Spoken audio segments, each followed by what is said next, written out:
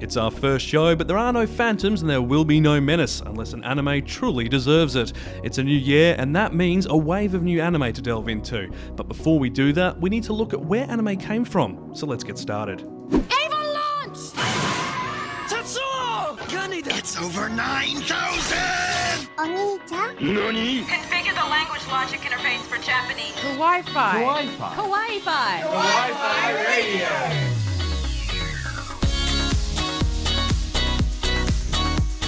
Konnichiwa and welcome to the first ever episode of Kawaii-Fi Radio, the podcast where we look into the world of anime and manga. I'm Kyle and joining me are my co-hosts Coco and Kenny. How are you guys doing today? G'day! Hey, doing pretty good. Pretty good. So we've obviously got a lot to cover in our first episode. We're going to be looking at the origin of anime. We're going to be talking about the massive pile of new anime that's just landed in our laps thanks to the winter season. But first, let's just chat about you guys. So what got you into anime? Well, with me, I guess it started with the Dragon Ball Z on Cheese TV. Because, you know, Dragon Ball Z, once you give it a go, you cannot go past it. Then I caught Bubblegum Crisis 2040 on SBS. Also, I loved using the style that Evangelion had to practice drawing, so I guess that's where it came from for me. What about you, Kenny?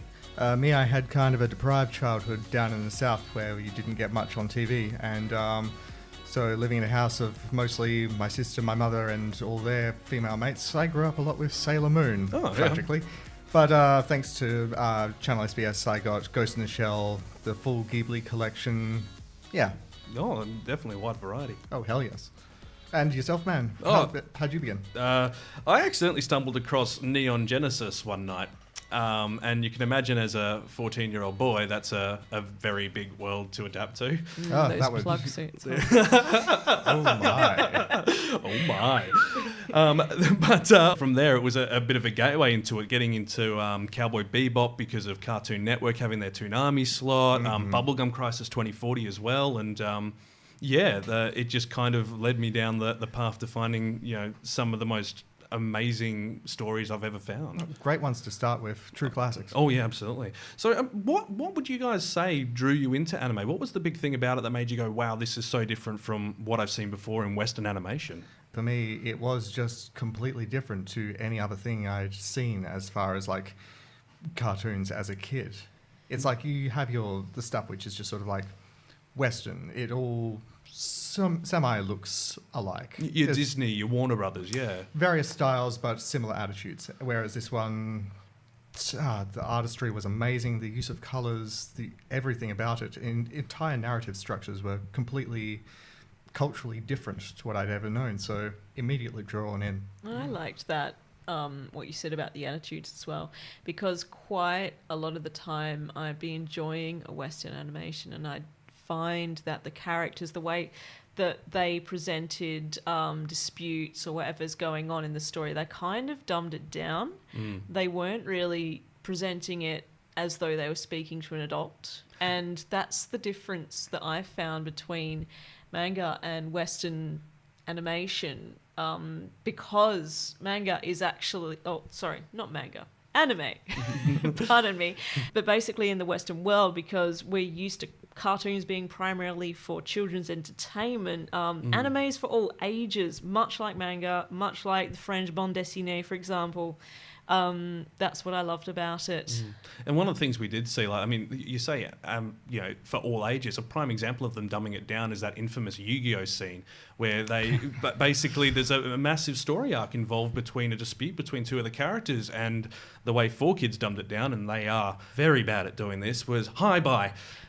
What else was it? Something to do with an onigiri instead of... No. Instead of the onigiri, it was... a jelly-filled yes, donut. That's an infamous scene from the dubbed Pokemon series, was that Brock will pick up a nice big rice cake and say, it's a jelly donut. Jelly-filled is my favorite. It's embarrassing. It's really awkward. We know what a jelly donut looks like. Yeah. There's various things all throughout that. You need only run a Google search to see how Japanese food has been replaced with sub-sandwiches or strange things like that. Didn't they have like a scene where sub-sandwiches were rolling down a hill or something instead of like...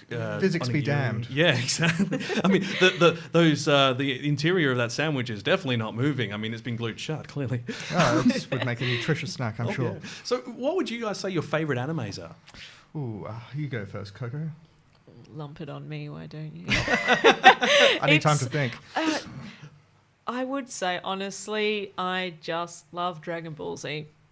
I love everything about it. I have read Dragon Ball. I haven't watched Dragon Ball GT. Watched all of Z. Watched all of Super. It's amazing. I don't know what it was that actually drew me in about it initially either. Super buff muscular men and explosions. Well, like, at that... Well, I think honestly, we do have to qualify at this point that this is a show where we will not be talking about waifus or husbandos except for Vegeta. Yeah, the Prince of All Saiyans kind of... Oh, yeah, he gets me a bit of hot under the collar. Oh, yeah. goodness, Oh, goodness, yes. Vegeta. Two more anime that I really love. One of them is called After the Rain. I loved it.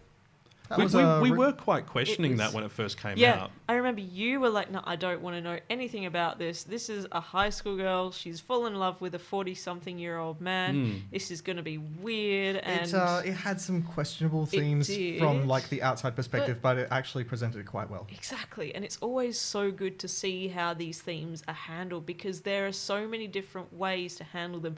And quite often... they are mishandled, but in this case I feel like it was just so beautifully pulled together. And I have to also mention Laid Back Camp. Oh, Comfy Camp.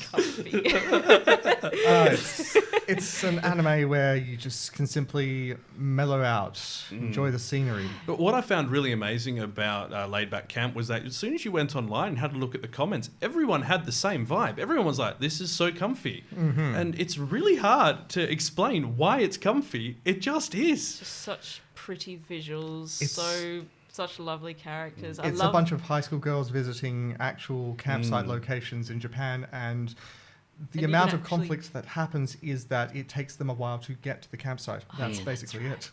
And the food. Oh, the food is a point of you forgot this contention. piece of food. Oh dear. Yes.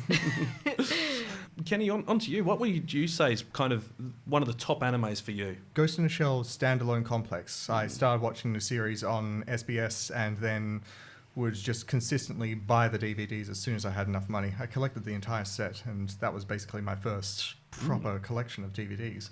Ooh, other ones I like Konosuba. Oh, yeah. Recent favourite. It's I've been enjoying everything about that.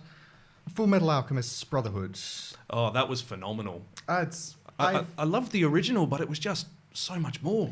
Yes, it's Brotherhood. I've said this a few times to some people that if there was sort of a checklist you could present of what makes a good anime, Full Metal Alchemist simply ticks all the boxes. It's not that it's super mind-blowing or anything like that. It's simply a good anime. Yeah, that's true. I think you can guess what mine's going to be, which is Neon Genesis. Of course, yeah. Which makes me, of course, the awkward person in the group. And thanks for the plug soup reminder there. I'm going to shift over a bit. Come on. Honestly, giant robots and giant robot fights. Exactly. And especially at the age of 15, 14, that's right in the hit zone. I mean, that's an impressionable age for explosions. All right, well, we should probably move on and talk about what we are going to do in the show. We do have to talk a lot about the current winter season of anime which we're in. There's a massive list that's come out, and it's a bit daunting, so we've picked out a few to look at and talk about. It's about 20. And we're also going to have a look at some feature films that are tied to series, not feature films that are actually separate, like a Ghibli or anything like that that's coming out. And before we do that, though, we do need to find out where anime came from. And we're not going to be able to fully cover the history of anime in one episode. No, it's not like we have PhDs in, no. And animation history. There's just so much to cover as well. So we're going to give a brief overview of where it started and who was involved and why did we get the anime we see today. Feels like a good enough place to start right at the beginning. Well, before we get into that, we do need to head to the anime news. We'll be back in just a moment. Making headlines. Really? Sort of. Anime news.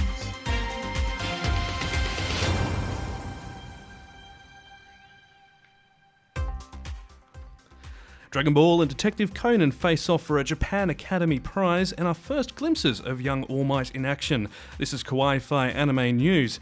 Kyoto Animation has announced its Swimming Club Anime Free will be getting a third compilation film this year, with an all-new film planned for 2020 as well. The upcoming film will cover the free Dive to the Future series with the addition of some new footage and stories.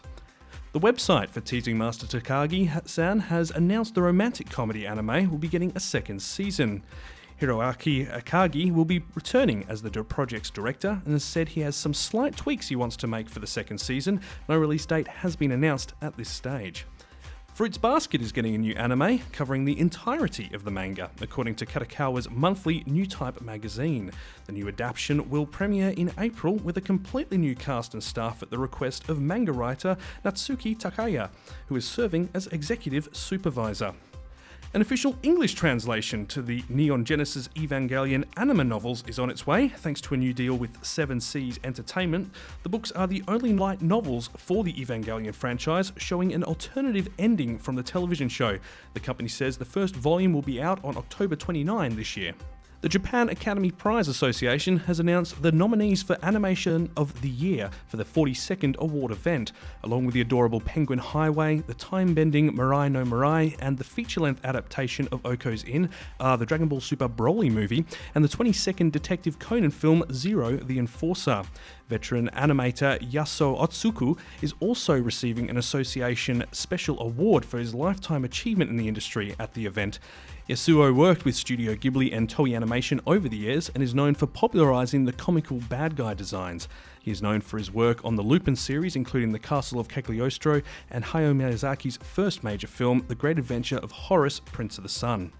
The first glimpse of the upcoming My Hero Academia short focusing on a young All Might has appeared online this week in Toho's latest commercial for the home release of the My Hero Academia 2 Heroes film.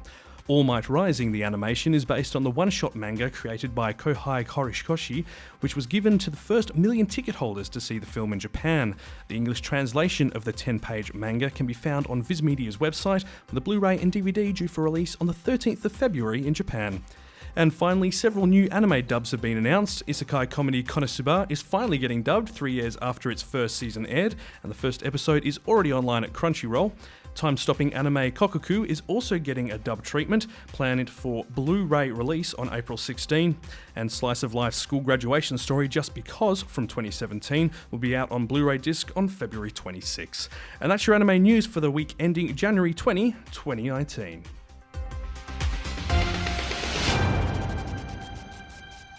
I can't wait to hear the English dub of Darkness.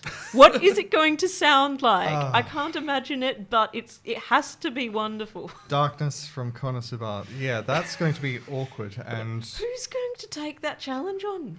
Well, they already have a cast for it. I haven't got the cast list on hand, but some of these people have done voice acting for video games as well. So I suspect someone's going to have a lot of fun in that voiceover booth. She's a bit complex, isn't she?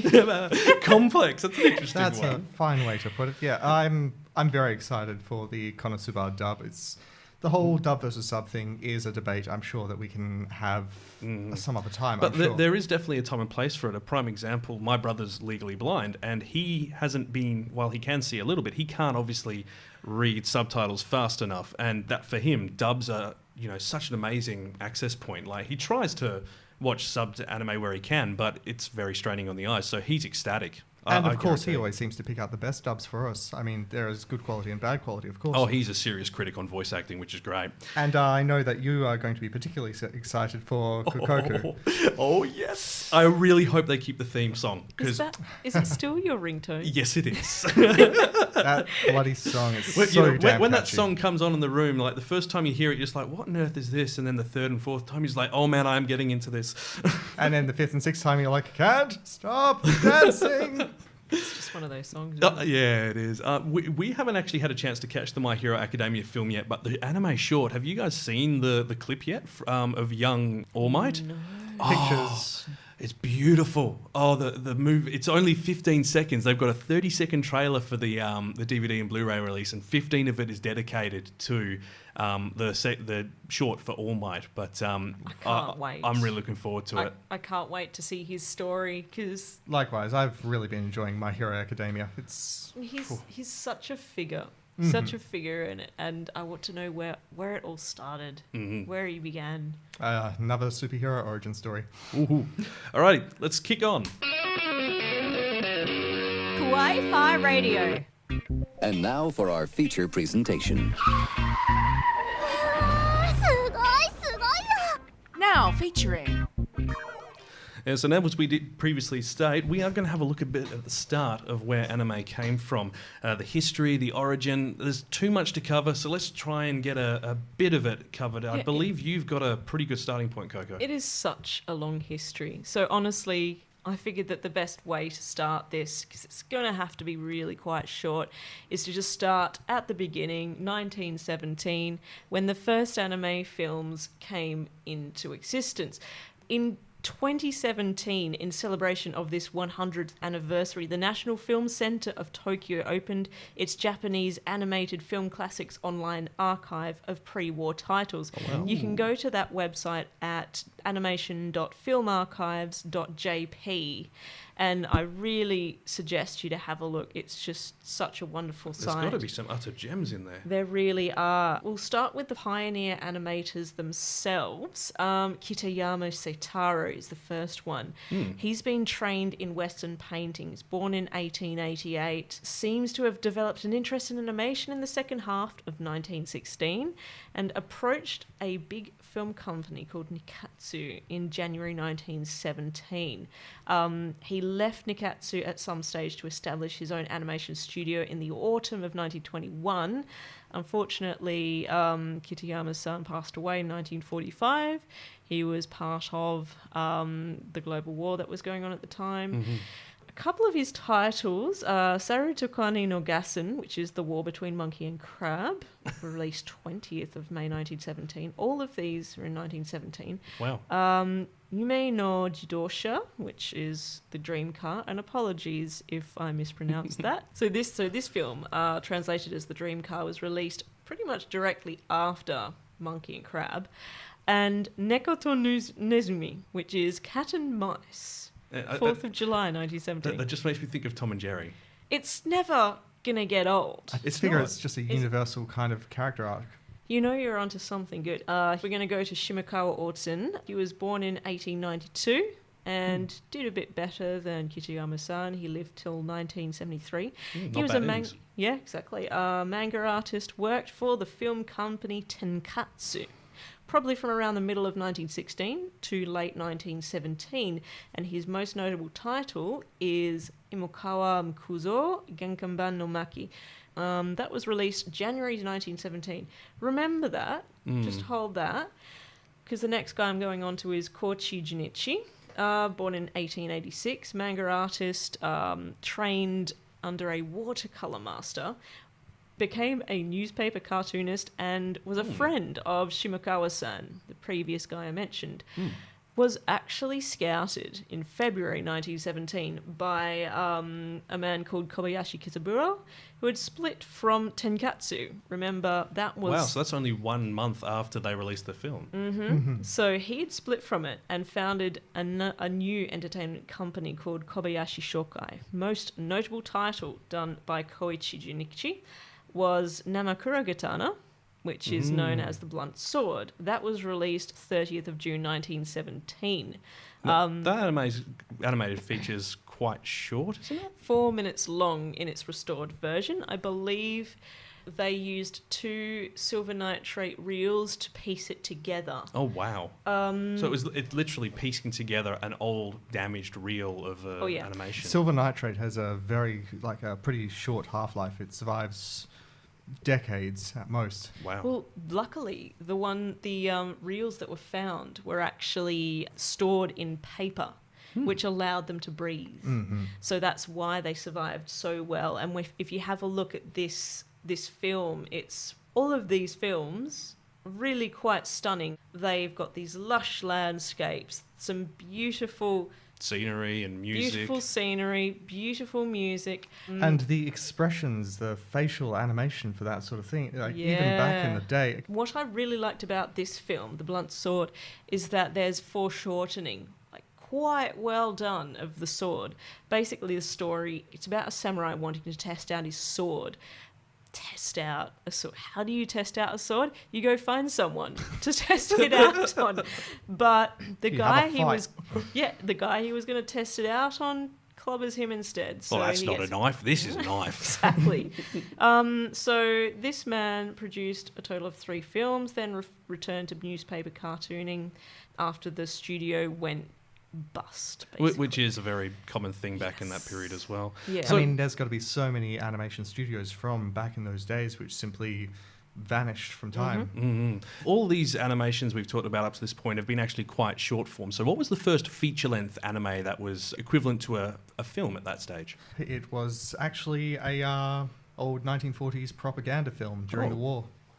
That one is Motaro's Divine Sea Warriors, directed by Seo Mitsuyo. And first feature length at 74 minutes. It was actually a sequel to another film. It was basically a continuing story about the overarching plot is about a Japanese cultural hero and folklore icon, Momotaro, and his adorable animal companions building an airbase and leading a daring raid on the British at Demon Island, forcing them to surrender. Wow. Yeah, it's this is a bit steeped in history this one as well, isn't it? Steeped in history. During the war, every nation with a stake in it was doing this sort of thing. I mean, you had cartoons of Daffy Duck fighting the Nazis. You had Superman and Captain America punching Adolf Hitler. Yeah. You had Calling Bugs him Bunny. a stinker? Was that Yes, Daffy that was Daffy. That was Daffy Duck. Yeah, that's a very old Looney Tunes one. But yeah, it's propaganda films are simply a product of history. It's all the time and the environment that they were produced in. Yeah. Of course, yeah. These things are a product of their values, of the time, place, and a representation of a culture's history. And it's just like how we don't talk about the original cut of some of Disney's Fantasia. Oh no! Or Song of the South. Or Song of the South. Wasn't that feature-length film what the Momotaro was it commissioned by the Navy? By the Navy, yes, by the government at the time. And I believe the attack was also based off either an attack on Pearl Harbor or one of the other island bases of the US. Yes, the first one was about the attack on Pearl Harbor, and interestingly, between the animated shorts of these adorable heroes talking about the glory and honor and all that kind of stuff, you would have actual footage of the attack on Pearl Harbor intermixed within it. It was interesting to look at. Yeah, definitely. All right, well, we can't really spend too much time on this, otherwise we would be here for 3, 4, maybe 5 hours talking about the history of it. So let's move on and go have a chat about some winter anime. That's a lot of anime. Oh god, there's so many. Winter anime. Ah, yes, the sound of an owl hooting in the background, the cold wind sweeping through the room, and we are here in Australia and it's stinking hot. Yeah, I was transported to snow just then. Yeah, well, that's good. That's good. I would like some snow right now. 30-something degrees is not good. Honestly, I quite like it. Oh, yeah. But anyway. Yes. You can keep it. We have a lot of interesting anime to talk about. This season, like every season, is chock full. There's too many. We don't want to spend 3 hours. We don't want to bore you to death. So we're going to get stuck straight in with an anime which I was a bit surprised to see advertising for this on a Japanese show that me and Coco were watching. None other than Wrestle Kingdom. Yeah. Woohoo. The anime is called Bang Dream. It's its second season, and it is a music/idol style anime. It's what you kind of would expect from idol music anime these days, the sort of CG hybrid and traditional animation styles. And the anime focuses on a girl called Kasumi Toyama, and she's been searching for the star beat she heard when looking at the night sky as a child. This beat is musical, lyrical inspiration. And after getting into high school, she discovers a guitar shaped like a star and just feels it's her calling and goes and forms a band with a group of other girls to make music and seek out what they refer to as the shiny place. You know me, idol anime's not really my my preferred area, but this is clearly popular enough that season 3's already been ordered. I don't know if I'd really even classify it as like a full idol anime. When I first saw the trailer, I was kind of reminded a lot more of K-On! And stuff like that. And if the popularity for that is anything to go by, if this is anything like it, then this should be a pretty good anime.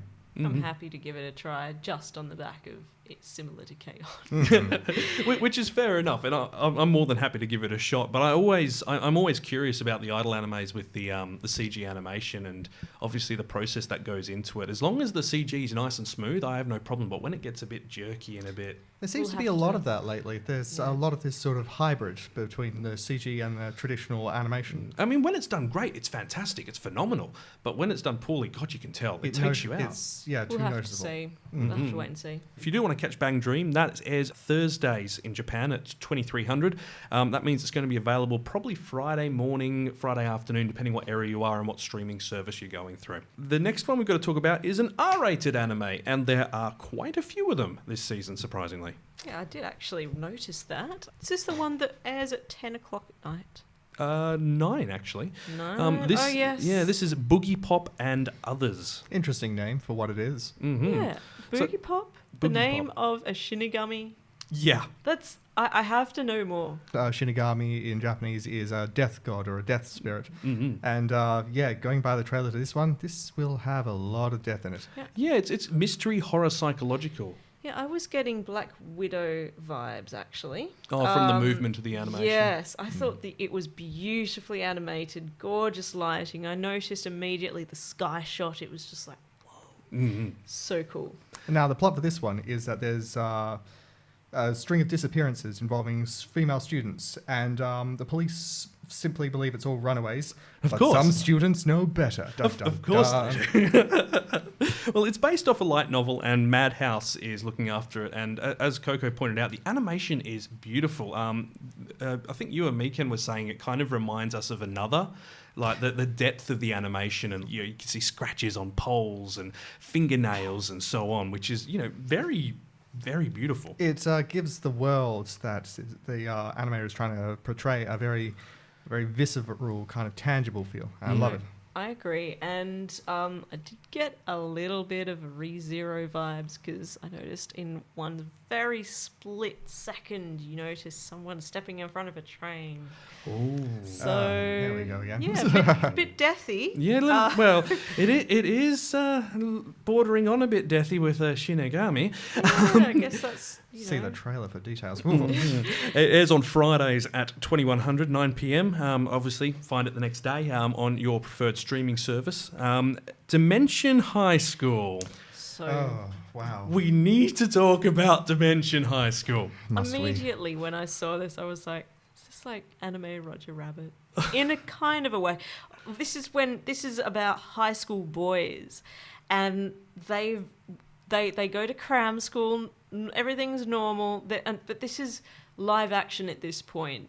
They are very much the anime stereotypes, but it's live action.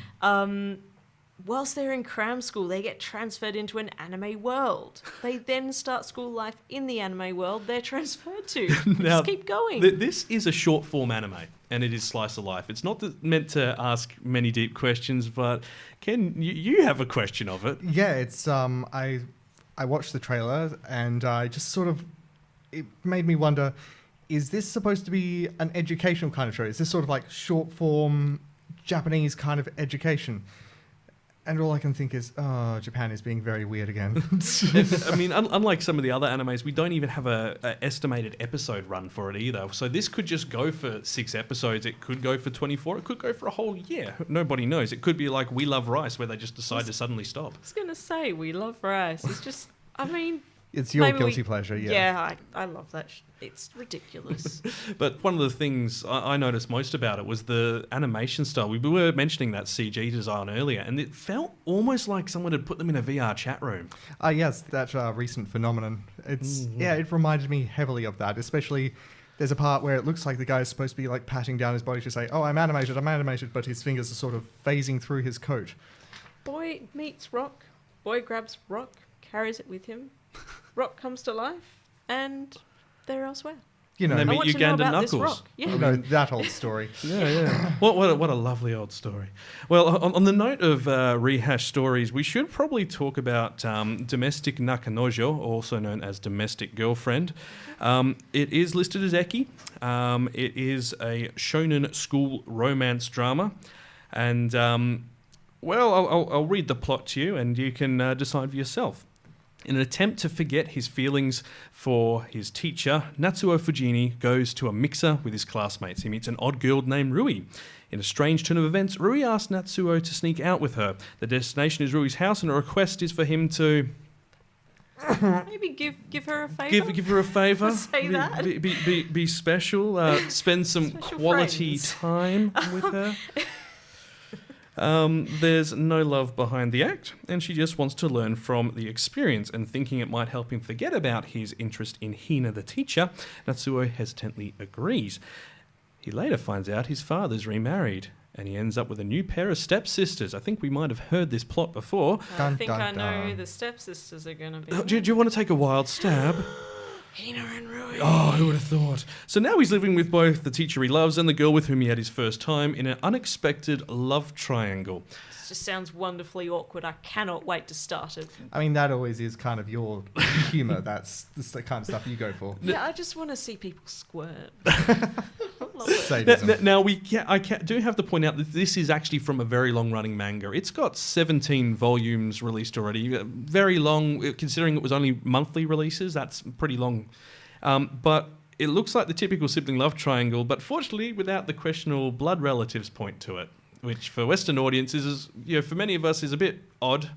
For some otaku, they may like that. I mean, well, everyone's got a fetish, I guess. So does Natsuo Fuji. Yeah, I'd say with this one airs. It doesn't have a rating of R or MA or anything, but considering the content, it probably will end up being N15 plus. And the way they've gotten around it is it's airing at Saturday at 2 a.m. in the morning. Now, I think we've noticed a bit of a trend as well that if it's R-rated and it's violent, it's not in the middle of the night. But Which if is it's fascinating. eki, it is. Honestly, it says Eki, but I didn't notice much Eki in the trailer. Maybe You haven't seen the manga. do I want to see that? Oh, Now, yeah, you are in for a treat. this sort of, All right, I'll give it a look. Look, if it's Eki for Eki's sake, usually it's a bit unpalatable. But if it's part of a comic relief, Yeah. I'm gonna now give this it a sort try. of thing, it's going to be supremely awkward for many people. But if that's your thing, that's your thing. We don't judge. Now, I think I will let you take the reins on this one, Kenny, because you are ecstatic about this next anime. Very. It comes from legendary studio Tezuka, and And Big name. we did mention him briefly, I believe, in the previous segment. He is Godfather the Godfather. of anime. it's simply that anime, as we know it, is based off almost his original designs. His designs for eyes and face structure and for This lines is and the Lion drawing. King So there is based an off incredible this. legacy behind this piece, and this one actually comes from one of his produced way back in the mid-60s, Dororo. The plot of this is that a great samurai lord has bartered away his newborn son's organs and body parts to 48 demons in exchange for dominance on the battlefield. Who does that? Terrible fathers, I guess. Now, this abandoned, limbless, organless infant does not, in fact, die, and in fact finds its way into the hands of a more devoted parent who equips this baby with artificial limbs and organs, prosthetics, trains it to fight, and then lets him loose on the world to find the 48 demons who stole his body parts and to kill them all. Wow. And this, there was an original anime for this a very long time ago. There was a live action film not too long ago, in fact, back in 2004, I believe. That was actually filmed in New Zealand, believe it or not. Wow, good figure. Cannot wait to start this anime. And yeah, so this is a rebooted version of it with just spectacular looking animation. I was so happy when I saw that trailer. I think this is going to be my Megalo box of the season, to be honest. The one I just utterly obsess over. There's one per year, I figure. Those big Now, there. you did mention the reboot being a reboot. Like, the original manga was 1967, and then the anime for it, which ran for 26 episodes, was in 69. A 2-year gap from a manga to an anime back in the 60s It's is huge. fantastic. It's like normally it takes 10 years, like back in those days, it would take 10 years to go from manga to anime. I'd say it was partly due to the resounding success of Astro Boy. Totally, yeah. It's They're like, well, this guy, just whatever he touches turns to gold, so we'll let him do what he wants. Yeah, I mean, unfortunately, he did pass away a few years ago, but his studio's still going on and still producing very similar work. So they've got that same ideal and heart, which is beautiful. Well, on that note of beautiful art, Endro. Now, we touched on Konosuba earlier, and if you've seen that, I feel like this is like a super pastel version of Konosuba, sort of like Konosuba with the color palette of Madoka Magica. It's a slice of life magic fantasy. Girls attend a school for adventurers in order to defeat the Demon King when he appears again, and though a bit absent-minded, Yusha has the body of a hero. The holy elf Sailor's troubles never end because she's too serious. The cheerful warrior Fi loves to eat, and Mei is a quiet otaku magician. This is so isekai it hurts, and I love it. Frankly, it just looks adorable. I don't think it's going to be anything like serious. I don't think it's going to wow us in any way, but I do just want to watch it because it looks so damn cute. I think the moment you attach slice of life to any fantasy genre anime, immediately all of the concerns of whether the plot's going to go anywhere go out the window. I'm a sucker for world building, and I suspect that's actually going to play a major role in it. Well, it's going to be running for, we believe, 12 episodes. And it's original. It's not based off any mangas, any light novels or anything. Someone's just come up with this and went with it. And you can catch it on Sunday at 1 a.m. in the morning, funnily enough. We should also probably mention Dororo is on Mondays at 22:30, so 10:30 at night. And Domestic Girlfriend is on Saturdays at 2 a.m. Did you guys notice anything familiar about the way they were holding the cards in the trailer No. to Endro? No. Gave me Yu-Gi-Oh! Vibes. Oh, no. You think They were so? holding the card. Card games on We'll motorcycles? just have to wait and Oh see. no. The meme has resurfaced. It has come back.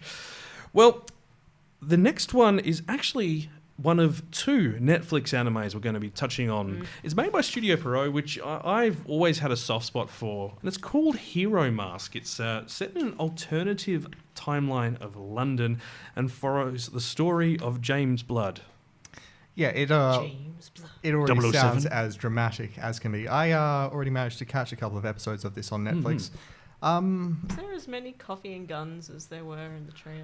That trailer was glorious. It's just like all we know is everyone drinks coffee, has guns, cars, and Yes, smartphones. it's just a constant flashes of people sipping coffees, drawing guns, and driving cars up to locations. The trailer tells you barely anything about it, but it looks like it embraces a sort of cyberpunk tech, very, very unusual, verging on paranormal technology. Wow. One of the characters has a mask, which is basically a piece of paper which he flicks, it folds like origami. He wears it on his face, and suddenly he is someone else. Yeah, so the whole plot behind this is that good old James Blood is an officer in the Special Service of Crime Division, and the Crown Prosecutor suddenly dies while working on a case involving a corporation called Live Corporation, leaving her underling, Sarah Sinclair, to pick up the pieces. So James and Sarah, naturally, team up. It's got a good mystery vibe to it. I'm interested to see where it goes. Yeah. Well, one thing which has piqued my interest on it is the fact that they say enemies long thought dead. So people, as you said, possibly wearing masks and masquerading as dead criminals or whatever else might pop up. But I'll give it a shot. The artwork looks beautiful. Very cool I looking. have noticed it is getting quite a lot of hate online, but watch for yourself and make up your own mind. The forums on Anime List and on Reddit, some people have very strong opinions on it. Yeah, that's the thing though. Everyone's a critic. Everyone has their own tastes. The best thing to do is to just watch something and decide for yourself. Give it the 1 episode treatment. Give it the 3 episode treatment. Yeah. And over The mind. next one, I think I'll let Coco. Kaguya-sama.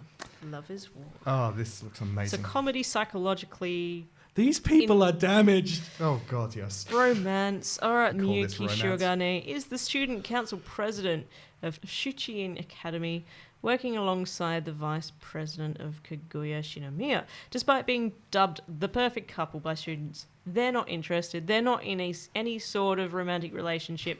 However, after spending so much time together, they actually do develop feelings for one another. Unfortunately, neither is willing to confess because that would be a sign of weakness. So Ooh. their pride is on the line. But they can't ignore their feelings. So they embark on a quest to do whatever is necessary to get a confession out of the other person. So they can It's keep such their a power pride. play. So their pride can stay intact. Pride, that is the word. Pride to rival This Vegeta. is by A1. Which, We know that they do good stuff. I mean, A1's underneath Aniplex, was one of their subsidiaries, and I can't help it. I love their art style. So The crew that beautiful. work for A1 just seem to consistently put out the same beautiful art style. I just love a comedy of errors. This looks great. Yeah. Honestly, I'm so ready to start watching it. It airs at 23:30 on Saturday, so that's 11:30 p.m. In Japan, wow. So that's you're going to be waiting a Sunday night, most people, I think, to get a hold of a copy of it. We do need to talk about magical girls. They are never far from any discussion. Well, I mean, you have a look at how many pop up every season, but this one, They're always in a different kind of situational flavour. That's always something interesting. the real question is whether or not they're wearing pants and whether or not they can turn into fighter jets, really, these days. Yes, that fighter jet one. What the Very, heck? very strange. But this one's another R-rated anime. It's Magical Girls Special Ops Asuka. And it's airing at 2 a.m. on a Saturday. It's a sign and magic drama, which would make you think with the 2 a.m. time slot it might be a little bit risque. It's not. It is just very violent, apparently. Supremely violent from what the trailer has to say. And we're seeing quite a surge of these violent magical girls. We had Magical Girls Sight, which was horrific. They loved blowing people up. They loved cutting people in half. Sent you right to the... I haven't seen anything like it in an animation, honestly. That was an emotional thrill-ride. But yeah, Magical Girl Spec-Ops looks to be about the same. Yeah, well, it's an invasion of creatures from the land of the dead. Mankind, who was on the verge of crisis, was saved by the efforts of magical girls, who had obtained a mysterious magical power. 3 years later, some new incidents started to occur, and thus the magical girls have to leave their normal lives and go back to saving the world. So they With shotguns and all sorts of other things. So they weren't magical girls They during would- the 3 years. Well, I in think they just between. kind of gave up being magical girls. Like, I can go back to college. I think what I got from the trailer is that sort of like what happens to magical girls after they save the world and are famous for doing so. And this looks like the government has stepped in and said, we need your superpowers to defeat homeland terrorists. What the hell? It feels a lot like someone's taken that whole magical girl idea and kind of shoved it in with the whole government-run agency that we saw in like Full Metal Alchemist, that sort of idea of a government controlling the superpower to do their bidding. I kind of like the idea. But Could be good. the studio that made it, Lydon Films, is actually the one that made Arslan Senki and Terraformers, both which are very well-known anime. Terraformers being the anime looking at Mars, where they try to populate Mars and change the atmosphere and environment for it and accidentally created superbug villains. So, Manaria Friends. What did you guys think of that? Because I thought it looked adorable. I have a lot of questions, and they're not bad questions. They're just there's a lot to ask. Well- This is set in the same world as Rage of Bahamut. Well, let me give you the synopsis. The Mysteria Academy is a prestigious magic school that teaches magic. Funny that. Without discrimination, to 3 factions, men, gods, and demons, who are usually engaged in battle with one another. 2 of the Academy's students are Anne, a princess and honor student, and Gria, another princess, born from a dragon and a human. A lot of princesses going on around here. Yeah, I thought that it looked interesting, like similar to Konosuba in I the want to give it animation. my love. I do. Yes. But I have a bad feeling. From what I remember, you weren't very keen on this, and it was just because I was like, oh, it could be cute. It's not that. It's set in the Rage of Bahamut universe, which is really... Not really cute, is it? Well, no, it's not. It's not. I mean, if you've seen the characters in the first Rage of Bahamut, it's a very different art style if you're looking for like... I think Yeah. maybe Tezuka this is style. supposed to be sort of like an oasis away from all the horrors of the war. It took me a while to get used to the protagonist did. from that, but I It did did. get used to it. Oh, don't get me wrong. I loved it. It was great. I just had a real hard time adjusting after coming off something like K-On! Or a Kokoku, where it's very traditional, Tezuka style animation, where they're the big eyes. Whereas this is by CY Games Studios, CY Games Pictures, which is a game company, which is what Rage of Bahamut is based on. And also, it only runs for 15 minutes, and I've been burnt by that before. Well, short forms are usually pretty quick. You can make an assessment quite fast when you That start is watching true, them. yeah. From what we saw from the trailer, though, visually quite stunning. Yeah, I mean, I will be interested because it did actually have a manga which ran for 16 chapters from 2016 to 17.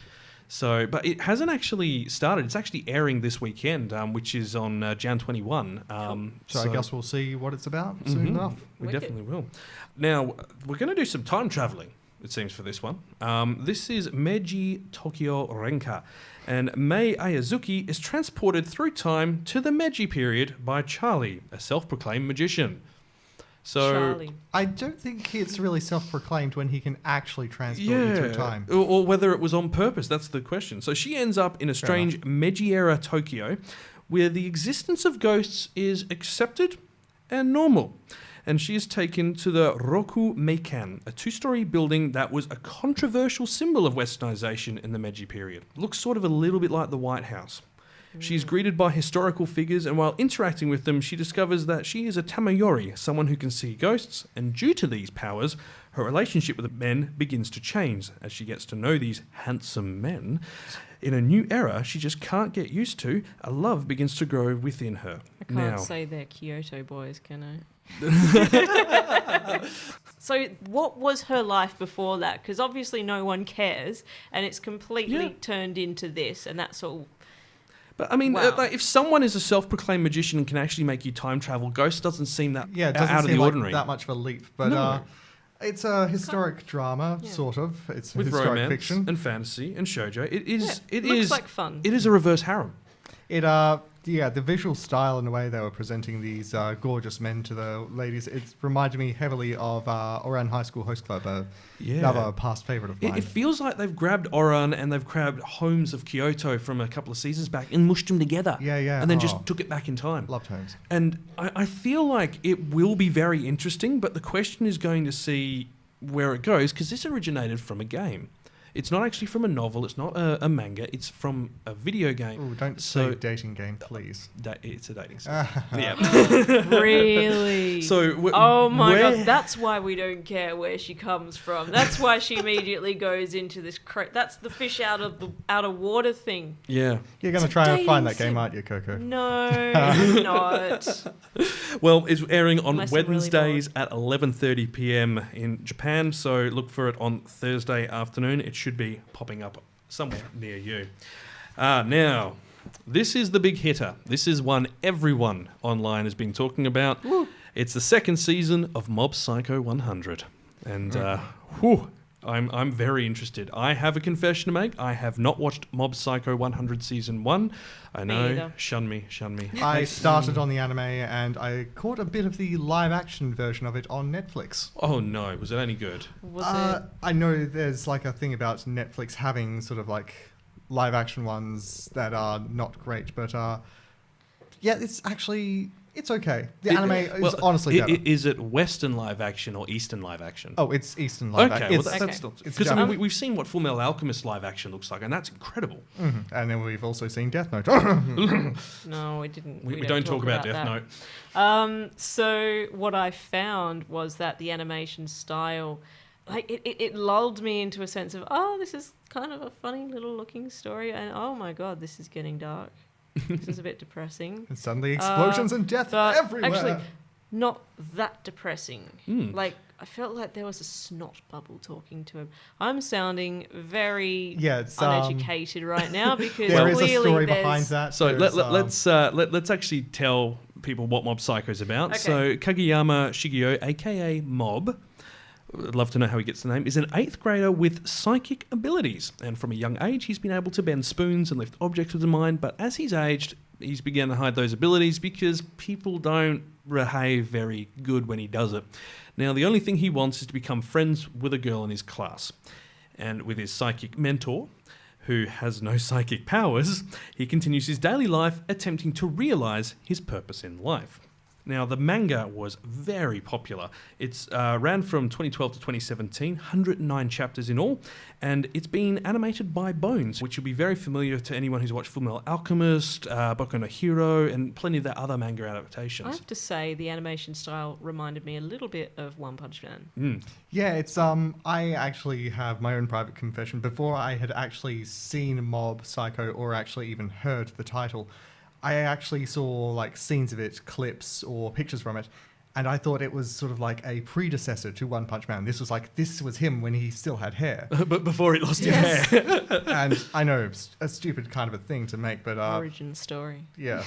Well, at this point, we don't have a run length. We're guessing about 12 episodes, maybe 13 if they add a special in there, because that's what they ran for the first season of Mob Psycho.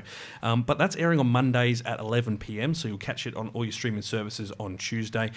We promise we'll be more educated on Mob Psycho next time we come around to chat into it, because we are going to play catch up. We'll sit down and have a watch. Yeah. Now, the next one is another sequel. The Morose Mononokean II. Ooh. He's a Also Mononokean. Pierrot Studios. Pierrot Plus. He's morose. So this continues the story of Hanai Ashiya, a high schooler who is working as a yokai exorcist to pay off a debt for his own exorcism. His boss is his classmate Haruitsuki Abeno, who he must now help guide spirits back to the underworld. Now, I'm pretty on this one. I didn't know what to make of it. Yeah, I feel Beautiful like colours. it's got everything there, but I haven't seen the first season, so I don't know That's another catch-up. how to feel about it. It seems like it could have a really interesting plot and storyline to it. I mean, paying off your own debt for an exorcism. How much does an exorcism cost? Like, In this Where would economy, where would you even... You'd probably go to Craigslist if you wanted to find an exorcist, wouldn't you? no, Where'd Gumtree. you- Yeah, but then they'd sorry, is this you'd have exorcism to still barter. available? Yeah. You'd have to barter or something. They'd just keep on offering the wrong price. Trade it on beer economy. That Beer would economy probably be might the work. way, Well, it especially airs on Saturdays at 9 p.m, rated PG, and it's adapted from a web manga. Also did eventually become a proper paper manga as well. And the next one is for all the Neko fans out there. My roommate is a cat. Meow. It's This... an anime about a guy getting a cat. Man lives with cat. Cat has big anime eyes. I mean, what? Yeah, it's okay. To give more detail on the plot, novelist Subaru Mikazuki is not good with talking to other people. He meets Haru, a stray cat, and the pair begin to live together. I kind of wonder how that's going to go. The story Just one of focuses his 7 homes, isn't it? the story focuses on them living together and the happiness they gain together. I mean, it looks cute and Interesting heartwarming. eyes on it. But he looks at the cat in a very disturbing way. Yeah. Yeah, they've got a lot of looks that pass between them. Where it, Furtive glances. yeah, the cat's a girl. On didn't know that. principle, I'm saying yes to this. Oh yeah, because yeah. It's about It's about a a cat. cat. And it's slice of life and comedy, Yeah. and it's going to be the cat destroying his house, and it's going to be hilarious. Or Yeah, is it? It looks like it's going to be. It's just rated something- PG, so we can promise there won't be anything bad in there. I mean, yeah, I figure this is going to be a lot like Laid Back Camp. It's just going to be a comfy experience of just feelings and man with cat. I think they just Cat the needed to kitty. kind of really reconsider that look that they went and put in the clips. Eyes are very disconcerting on the cat. Yeah. It's It's got big, human eyes, doesn't it? It does. very big It's got human anime reds, eyes. Red. Anime eyes. What? Like, I mean, we've seen them put cats, like people who turn into cats in other animes, and their eyes still look like cat eyes with a human tinge to them. This just looks like... I figure it's, to actually anime. illustrate the sort of like the, emotional bond that they gain between each other. There's, give it more expressive eyes, perhaps. Well, My Roommate is a Cat airs on Wednesdays at 23:30, 11:30 at night in Japan. I'd like to talk about this next one, Yeah. Price of Smiles, because I have no idea really what it's about. Even after reading, This is the story. 12-year-old Yuki Soleil. Soleil is French for sun, actually. It's the princess of the special territory of Harland. She struggles with her responsibility, but is supported by her childhood friend and bodyguard, Joshua. During a meeting with the government, Yuki is told they can extend their non-aggression pact with the Grandiga Empire. I suppose that since she's a princess, maybe she's acting in charge. However, the truce with their neighbouring empire is not as it seems. Now, this is a synopsis I had to dig through the internet to find. Because the actual information online just talks about her spending lovely time with her companions. This is a military story. This is military and mecha. And drama and I fantasy. wonder if it's another gate. I don't feel like it'll quite be close to So the JSDF went there, but military fantasy drama and slice of life. Yeah, so I don't get it. When we see Yuki, we have slice of life, but the war, that doesn't matter. I didn't see much in the trailer that really intrigued me until we got to that shot of the outside dome area. That intrigued me. Very cool looking the animation's animation. quite nice. The character design reminds me a lot of Danmachi, i.e. Is it bad to pick up girls in a dungeon? The intro song has a really nice feel to it. It fits really well with the visuals. And it's familiar mecha tropes with a cliche young Lolita dressed princess character, which is, it's hitting all the tropes. Bing, bing, bing, bing, bing. But the series was created as part, and this is the interesting part, of the Tatsunoko Productions' 55th anniversary celebration. Now, the studio was founded in 1962. Its list of anime is not as impressive as some of its competitors, but its animators went on to form many other studios, but two very respective and well-known ones, JC Staff and Perot. Oh, wow. Okay. So it's got a long history, and I feel like they, having such a long history, wouldn't just pump out a cheap lolly slice of life. I feel like there's got to be more depth to it than we're given. Yeah, there seems to be a bit of profoundness in what I saw.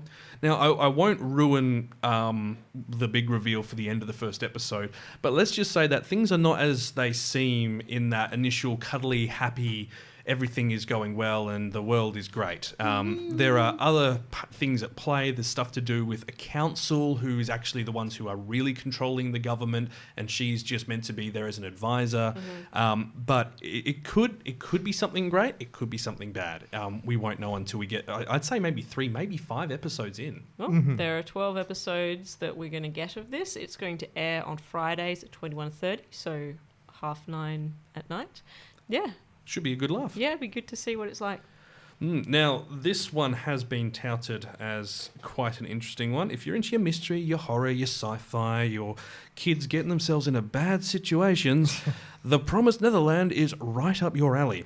Orphans at Gracefield House believe they live in a paradise. They are never overlooked and all are adopted by the age of 12. But there is only one rule they must not break. Do not leave the orphanage. Two curious orphans decide to look outside the gates one day and discover the truth behind their existence. And this all happens in the first episode.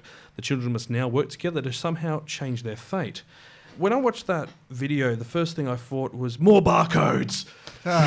Yes, they get barcodes tattooed onto them. I think barcode tattoos are so Matrix era.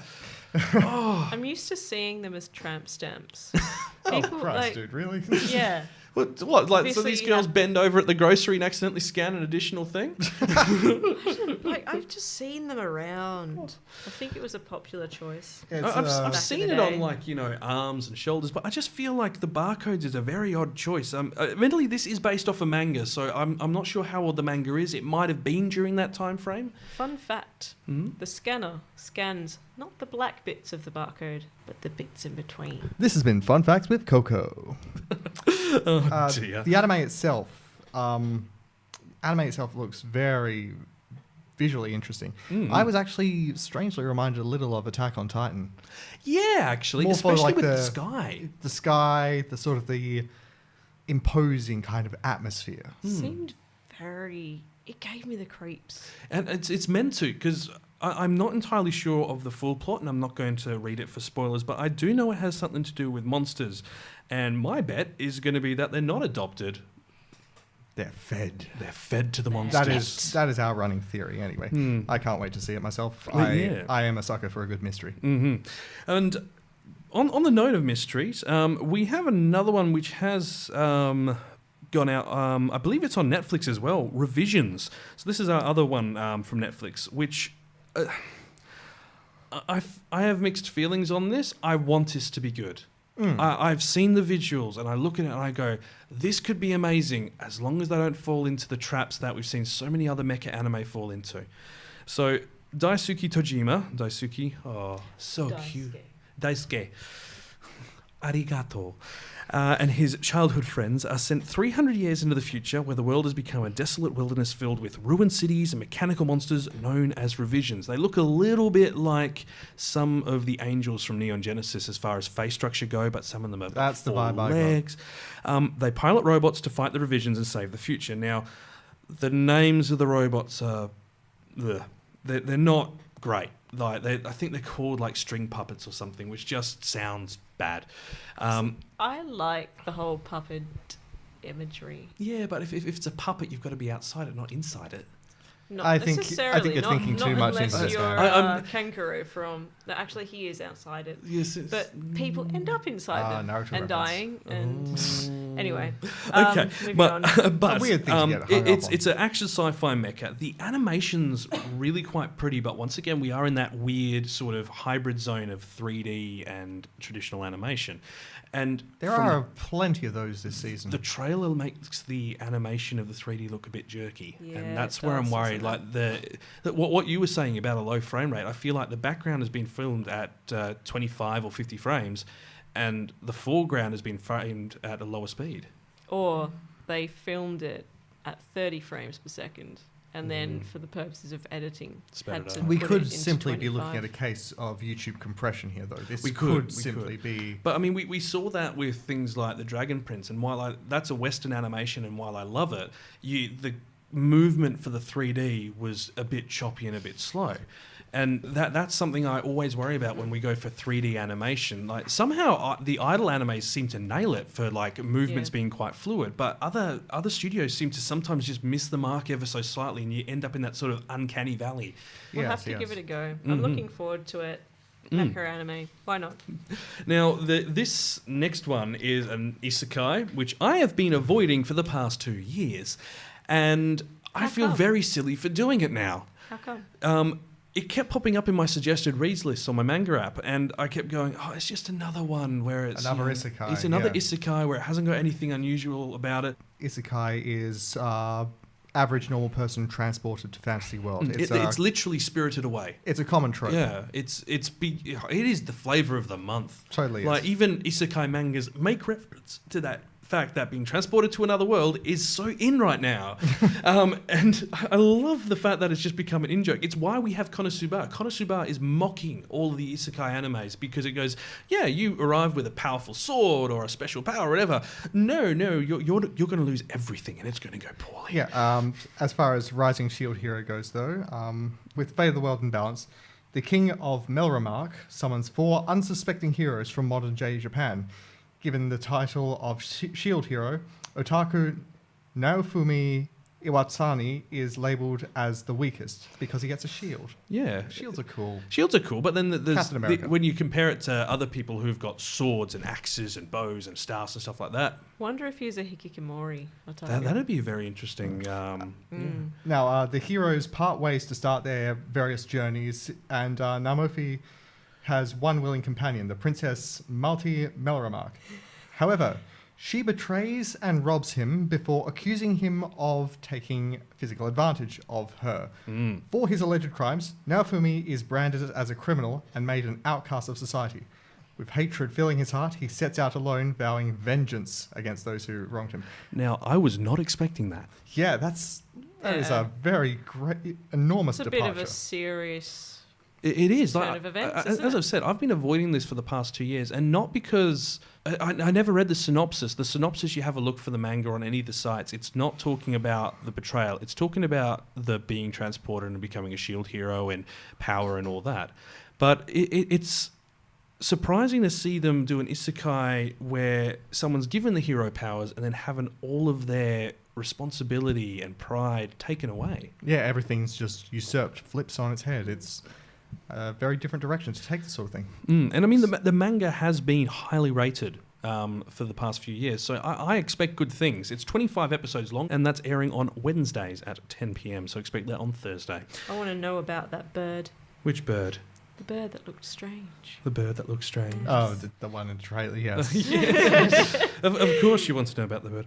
Well, we've got 2 left to knock off. One is a sequel. That's Star Blazers Space Battleship Yamato 2202. Now, a lot of you will know this. Will know that name. Yamato is a pretty big part of history. The original itself is from 1974, and then they did a reboot in 2012, and this is the sequel of the reboot. So this is set 3 years after the war with the Gamillas. The solar system is now at peace once more. The Earth has been restored. All damage has been fixed. And a peace treaty is formed between Earth and the Gamillas to strengthen their military bond and secure their true peace in the galaxy. And they create a defense fleet. But when a new threat called the Gatlantis starts to wreak havoc, the goddess Teresa calls upon the Yamato one more time in order to fight the new threat. Looks gorgeous. It's stunning. Start out with that. It's beautiful. Oh, I love everything gold. The beginning.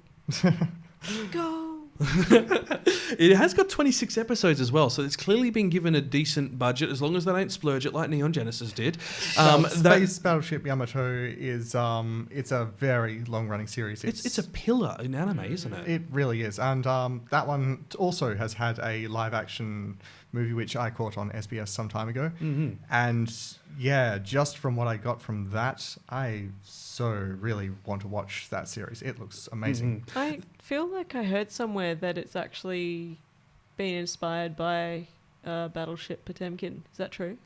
I believe it might be. We'll have to do some research when we do a special We'll on get back to you about Yamato. that. I figure, as far as Battleship Yamato goes, because of its importance in anime and in manga, we may have to devote an entire segment to that some other time. I'm good with that. Yeah, and the studio that's doing it as well is Exebec, which is actually a subsidiary of Sunrise, the studio that gave us Cowboy Bebop. Hey. So you're going to see a lot of similar animation styles that you've seen over the years from them. They've got quite a few subsidiary companies, and them themselves being a subsidiary of Namco Bandai. Like, my God, that is a multi-layered company.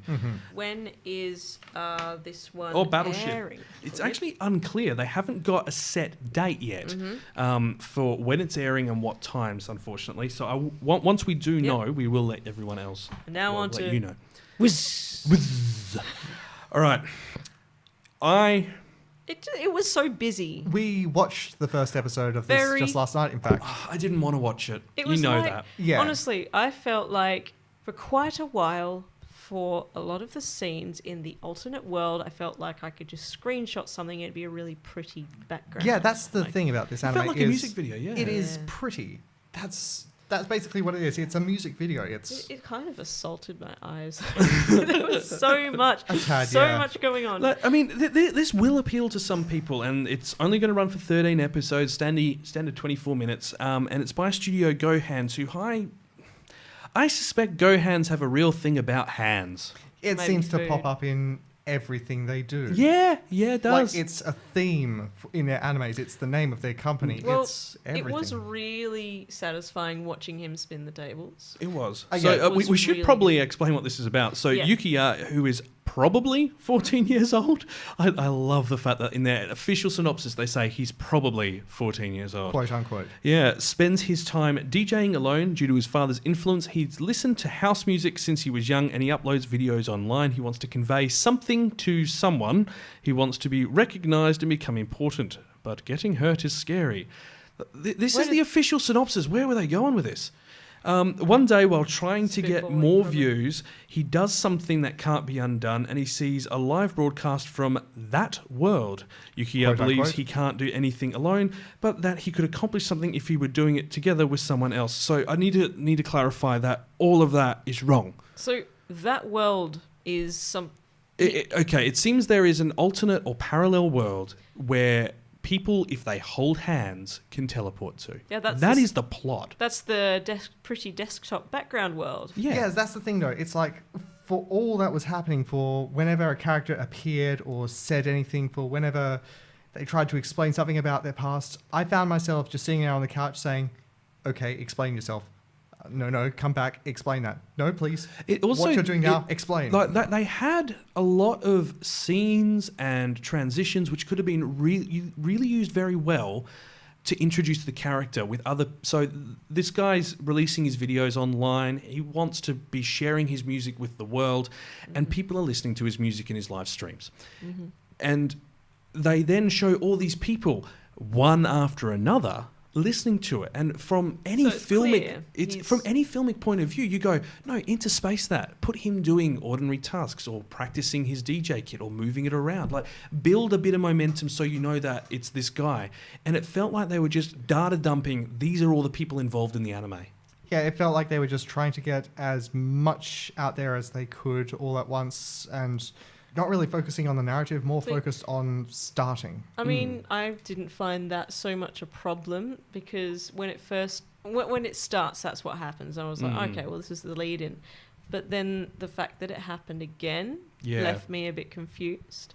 You weren't really sure where the anime started, because there was that weird introductory thing where they go, and then they went 3 years later, and it felt like they started the anime Feels again. like they skipped the first act. Yeah, honestly, it's a lot of this, the way I looked at it, it will make a fine music video clip. It looks like that's what they were going for, and then they thought, hey, we should make a story about this somewhere. Oh, let's give it a novel try. I mean, look, it's an original production by GoHands.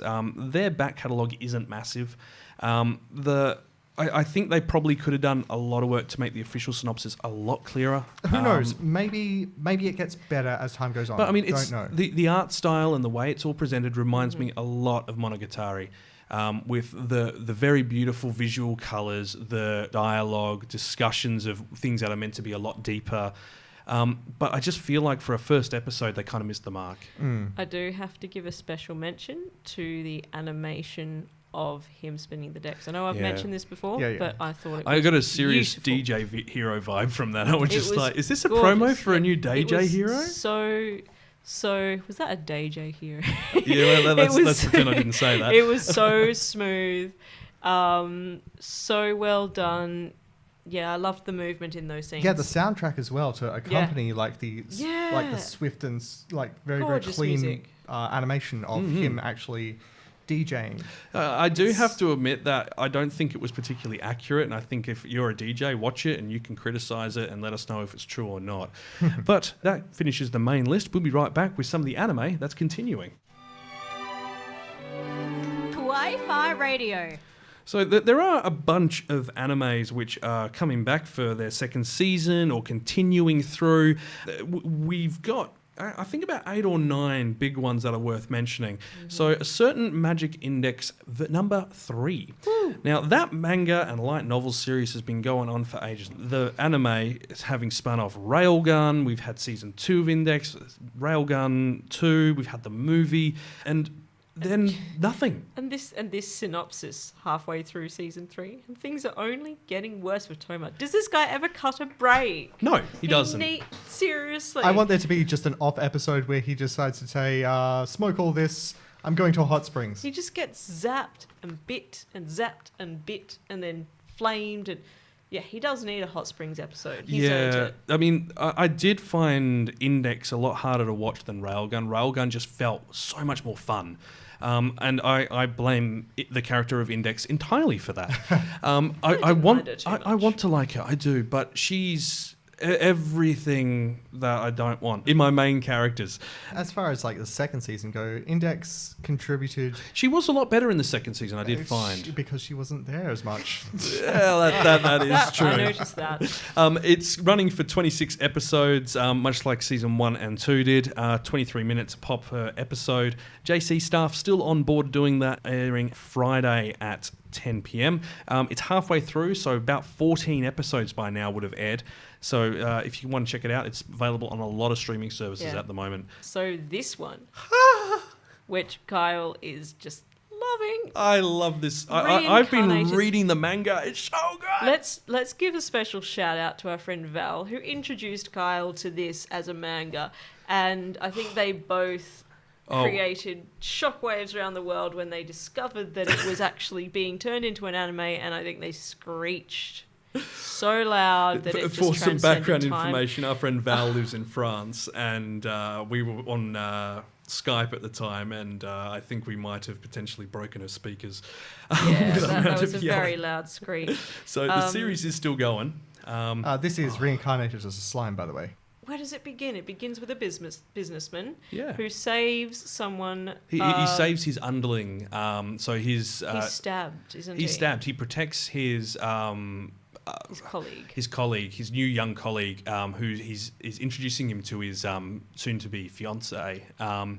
And a guy comes running along the street, and he gets stabbed and dies as he's protecting his colleague from getting killed, because he's like, well, I don't have a wife or a kids or a family or a future, but you do. And then he cuts a break. I After don't he know dies. if you'd really call it a break, because I totally would. He's thinking of, well, you go, I've been reincarnated as a slime. Yes, he Because he appears in a just- fantasy world. He is now like the starting enemy a- of practically every JRPG ever, a slime. A little formless, It takes faceless mass of goo. It takes him a while to become self-aware and figure out how to eat, how to sleep, how to really behave. How to see? That was like one of the biggest Yeah. challenges for him. There is a... We should also mention this. It's not a him or a her, because it's an it. It started out as a him, but It now started out it's- as a him, but he no longer has a gender, Mm-hmm. because slimes do not have genders. It's simply Yeah. a thing. It's yeah. But the fact that he's blessed with his own, like, intelligence and some superior abilities, like the ability to simply absorb raw materials or even, in fact, enemies and Yeah. monsters that try to eat him. And he simply, by the time he actually leaves the cave that he spawns in after quite some time, he's already super powered. So should we call him they? Uh, Should we refer to it or Well, it, or it's from. This is the challenge. It's Slime a slime san. Yeah, okay. That works. But So this is the second half. So this is the second half. We've seen the first half. It covers up to a very large battle, which is all been in the works since the second episode. You see one of the demon lords doing some naughty stuff, and we get to where we are now with the villagers. And if you've watched it, you know what I'm talking about. I don't want to ruin it because it's a fantastic ride. And the second half, it's based on a manga, and the manga, I have a feeling that the series is actually going to overtake the manga by the time it's finished. They're going to be close. They're going to be very close together, but it's going to overtake it because the amount of content we've chewed through already in those first 12 episodes. who knows? Perhaps there will be some good filler. Well, by the time the anime finished, they should have had just enough manga. Like, we're talking like 1 or 2 weeks leeway here for the 24 episodes. Cutting it close. And that's airing at midnight on Tuesday morning. Like, Yep. so good. Give it a watch. Give it a watch. It's amazing. Personal favorite. It's a lot of fun. It's if you like fantasy world building and basically just overpowered main characters, have a look. Speaking of fantasy and world building, And overpowered characters. let's move on. Sword Art Online Alicization. Now, I know Kirito's overpowered, and I don't care. I enjoy this for the emotion that they've put into it. He's quite humble as a character, so he's not quite. He's Mary humble, Sue. but he has that ego streak as well. It's Sword Art Online has been pretty polarizing online Mm. to critics and like to just general viewers of it. Yeah, there's going to be flaws in everything you watch. Everything is not going to appeal to everyone, So- but we quite enjoy the anime. It's got its own style. It's rather nice to look at. Now, we're about 14 episodes into this at the moment as well, and the thing is that this is the Alicization arc, which is longer than any other arc had before it combined. And honestly, the atmosphere to this feels completely departed from the first and second season. Like the first and second season really pushed that whole Kirito's the best at everything, and they're probably going to stick with that, and that's kind of how it works for these type of animes. But in this one, he's attacked in the real world and gets stabbed in the first episode and goes into a coma. Not really spoilerish. Not considering really a it's the first spoiler. episode. Exactly. And he's placed inside a full dive system he's been helping to develop, which is designed to create real artificial intelligence in the artificial world, which can eventually be brought into the real world.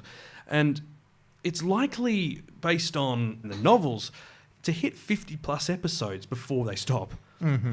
Which, for Sword Art, when we're used to 12 episode drips and drabs, is massive for them to just churn that out in a year.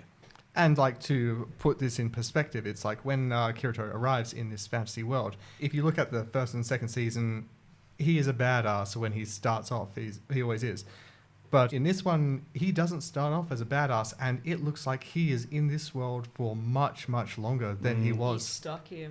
He's stuck there for a very long time. After Sword Art, we have JoJo's Bizarre Adventure. It's still going. We're in part 5, Still The going strong. Golden Wind. And I love how this has changed because you go off from Jonathan Joestar and you go to the next one.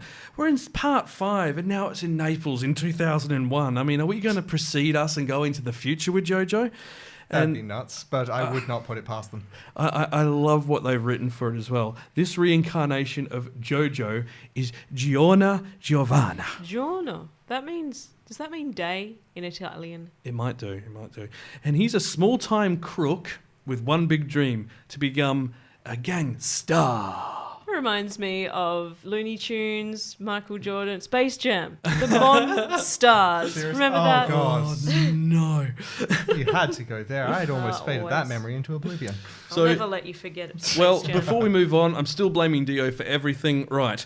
I think everyone is. Yeah, it's JoJo is a fan favorite. It's got a very, very loyal fan base. Especially considering this is like a remake of the original, which was from the 80s and only think went for like 25 episodes. Yeah. And its unique visual style is very... give it a look. Might not be your thing, but it's fun. Airs on Saturdays at 1:05 in the morning. And this one. You're very excited for this one, Coco. Oh, who isn't? Excited. I am an enjoyer of sumo wrestling. I think it's great. I find it really interesting. I love everything ritualistic about it. So Hinomaru Sumo, Sumo of the Rising Sun, Studio Gonzo, a martial arts anime focusing on sumo. A student named Ushio Hinomaru appears before Odachi High's small sumo club and takes them by surprise. He is small for a sumo. He's under the regulation 167 centimeter height, but he plans to take the club to the top, and I believe he wishes to become Yokozuna eventually. That was so good. It is so good. shonen. So- I'm a sucker for a good shonen anime. I really am. And It's- this hits all the notes. It's supremely shonen, but honestly, it's like I got the shonen vibe, but I also got a little bit of Megalobox from it. yeah. It's yeah. that kind of like fighting spirit for like a national sport. It's With Toji from Naruto's hair. the resemblance was a little unsettling. In fact, Yeah. it's just like what the.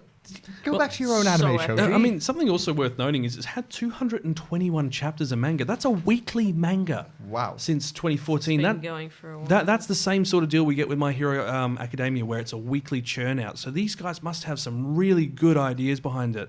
And I don't know It's a how long we way to missed the it. top. Yeah, it is. I don't know how we missed it in the beginning of the last season, but it looks amazing. I can't wait to catch up on the rest of the season to get to where we are. And frankly, I appreciate any anime which has some kind of like an introduction to culturally significant ideas. Oh, Absolutely. Airs on Fridays at 10 o'clock at night. One Piece. This series will never ever die. It will not.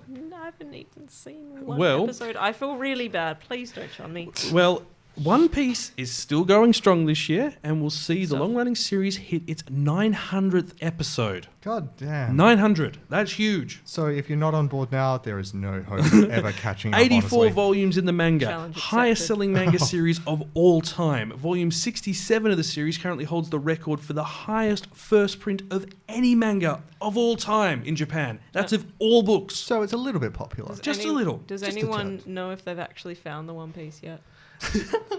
I have not been catching up the series. I watched like the first and a little of the second season way back when.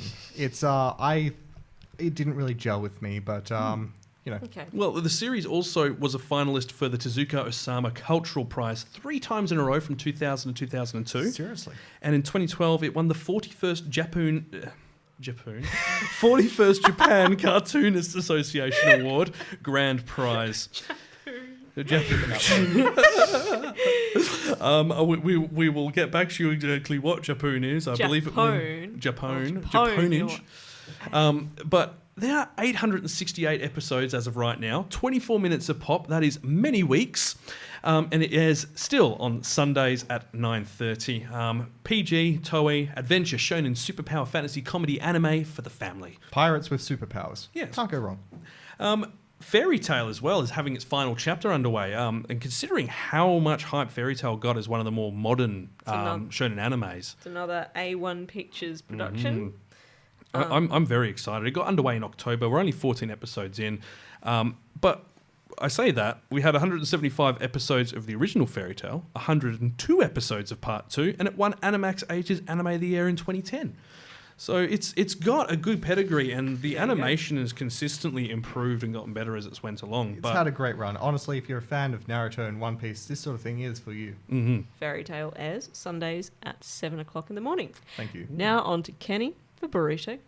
A further continuation of the Naruto spin-off. His son is basically continuing the tradition of fighting overpowered ninjas. Studio Pierrot too. Yeah. Yes, indeed. Mm.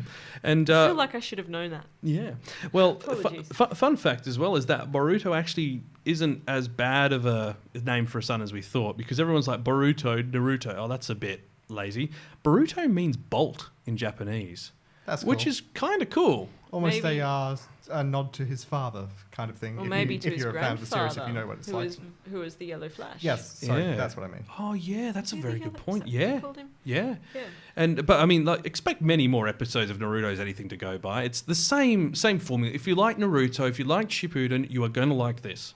It's consistent and an ever-growing kind of universe. Now, we have to talk about one of the newest long-running shonen animes that's coming up. Firstly, Oh, I did it again. Sundays at 5:30 in the afternoon, Boruto airs. so on to Black Clover. Now, Black Clover is one of the latest shonen animes likely to run for over 100 episodes. It's also based on a manga. It's also Studio Pierrot. It's a story of two orphans, Asta and Yuno, who both aim to receive the title of Wizard King, given to the strongest mage in the land. Yuno is able to wield magic with little effort, but Asta cannot use it at all. Getting Naruto vibes. everyone. At 15, once again, they attend a ceremony to receive their magical grimoires. Yuno receives a rare 4-leaf Clover grimoire, but Asta receives nothing. More Naruto vibes. Later, during a fight to protect Yuno's grimoire from a thief, Asta receives the Black Clover grimoire, a powerful grimoire with a 5-leaf clover on it. They then have an adventure and hijinks ensue. Mm-hmm.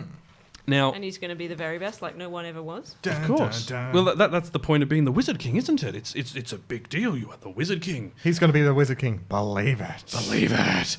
The English dub is following the Japanese release pretty closely, and it's actually voiced pretty well. We aren't seeing what we saw with the original shonen animes like One Piece and Naruto when they were translated, where it's really... they're going for that, where they were going for the sort of 4Kids feel. They're trying to be a lot more true to the source material, and the jokes, they're finding ways, while they might not be the same as the original jokes, they're finding ways to make them relevant to Western audiences, which is quite interesting in its own right. I mean, obviously, if you're a purist, that might not be a good thing for you, but if that's the case, watch the sub. Now, you might have heard us give a lot of flack to 4Kids a couple of times here. They deserve it. We will never stop our crusade against them, but you have to give them credit for something. They give plenty of material to those writing the abridged version of our favourite animes. Absolutely. Absolutely. Well, we'll be right back after this. We still have the movies to talk about. Kawaii-Fi Radio. Well, let's talk about Code Geass. Oh, yes, please. You showed me Code Geass years ago, but we did. never really got through it. This is Lelouch of the Resurrection, is what it translates as. Fukatsu no Lelouch.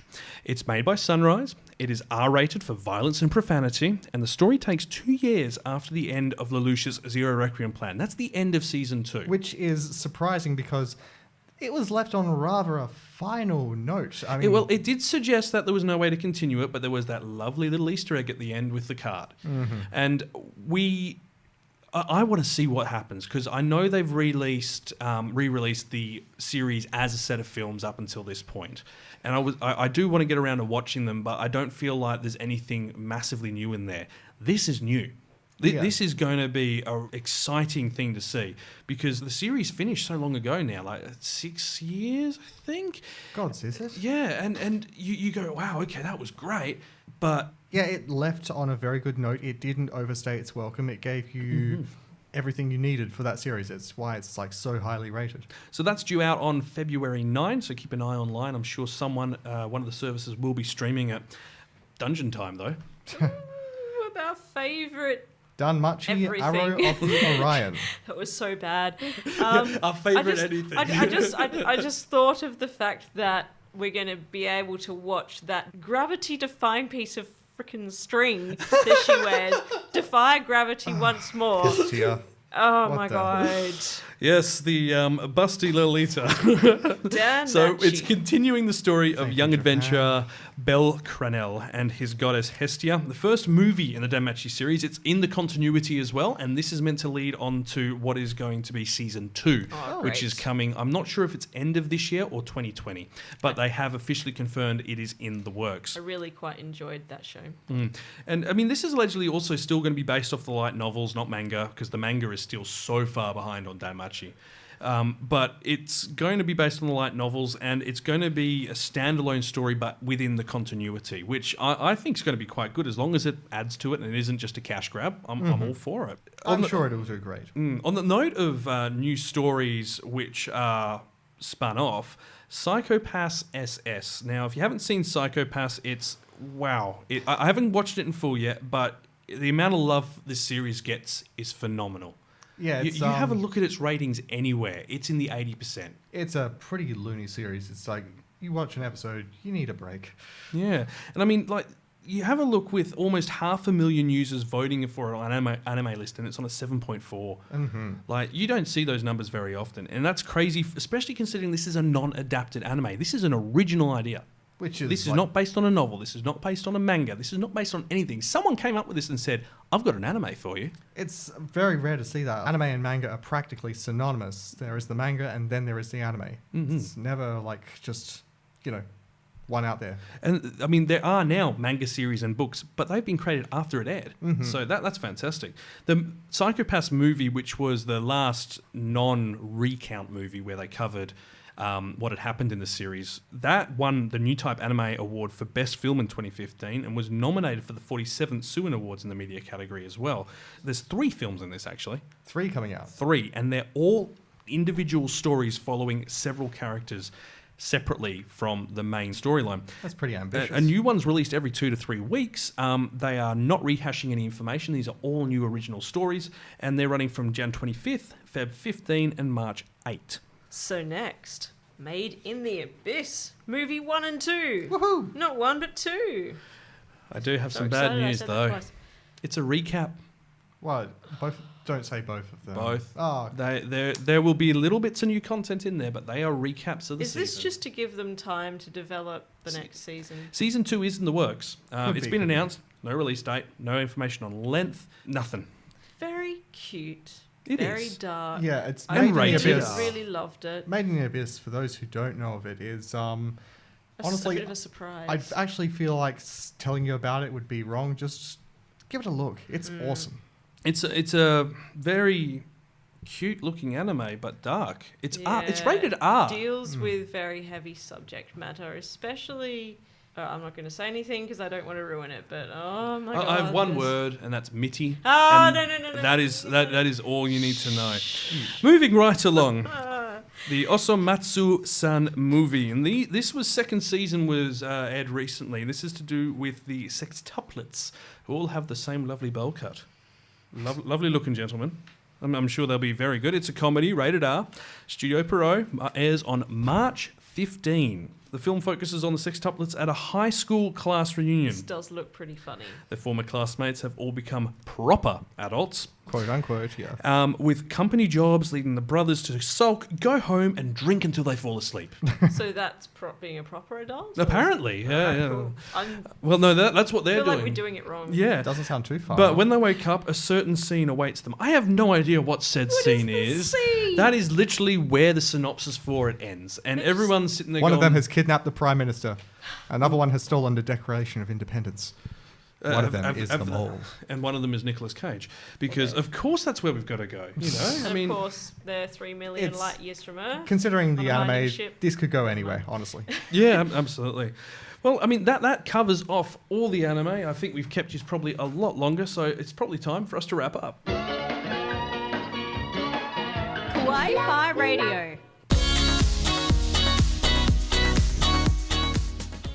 Well, that was the first episode of Kawaii-Fi Radio. We'll be back in 2 weeks' time with some new discussions. I believe in a couple of weeks we are going to be talking about Dragon Ball Super, the Broly movie, and that has been making some waves. Absolutely. And you know what else we're going to be discussing? A little bit more on animation history in Japan.